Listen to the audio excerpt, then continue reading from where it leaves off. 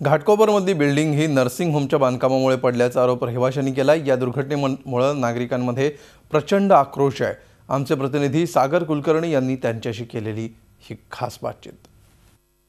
या बिल्डिंगचे रहिवासी आपल्या समोर आहेत की ज्यांना स्वतःही हे आगीमध्ये लागले। बिल्डिंग मध्ये जो हॉस्पिटल होता त्याचा मालिक सितप त्याच्या कारस्थानीमध्ये हा बिल्डिंग बसला आहे। काय झालं पण कशामुळे? तो तिथे नीचे काम करत होता। पूरा त्याने बिल्डिंगचे जो भी स्तंभ असतात पायदान ज्या तुम्ही म्हणतात त्या पूरा पिलर पूरा काढला होता। त्यामधून हा कारस्थान झाला आहे। अच्छा त्याला फाशी नाही कुत्त्याची मौत मरावा हवे।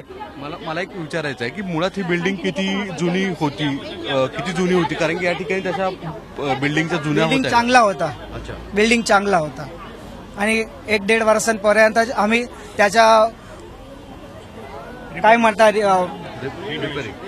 रिनोव्हेशन नाही कोटेशन मागला त्याच्यामुळे बिल्डिंग एकदम चांगला असतात। घरच्यांना सगळे व्यवस्थित आहेत? नाही माझी मम्मी ऑफ झाली आहे। आता माझी मुलगीचा पता नाही कोई म्हणतात बाहेर आली आहे।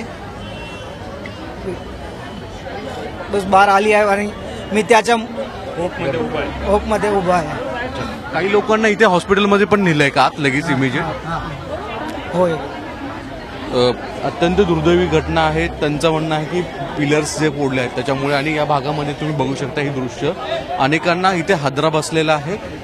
इमारत चांगली होती असे या लोकांचं म्हणणं आहे पण अचानक जे झालेली घटना आहे त्याच्यामुळे कळत नाही या अनेकांना त्यांचे नातेवाईक कुठे आहेत कसे आहेत याची कल्पना नाही या अश्रू फक्त दिसत आहेत आणि जे सगळ्या लोकांचं म्हणणं आहे की नर्सिंग होम जे खाली काम सुरू होतं त्याला जबाबदार आहे। त्याच्यामुळे फारसं इथं बोलण्याला कोणी नातेवाईक किंवा कोणी नाही आहे कारण की प्रत्येकजण त्यांच्या नातेवाईक किंवा त्यांचे आपुलकीचे जे माणसं आहेत त्यांना शोधण्याचा प्रयत्न करत आहे।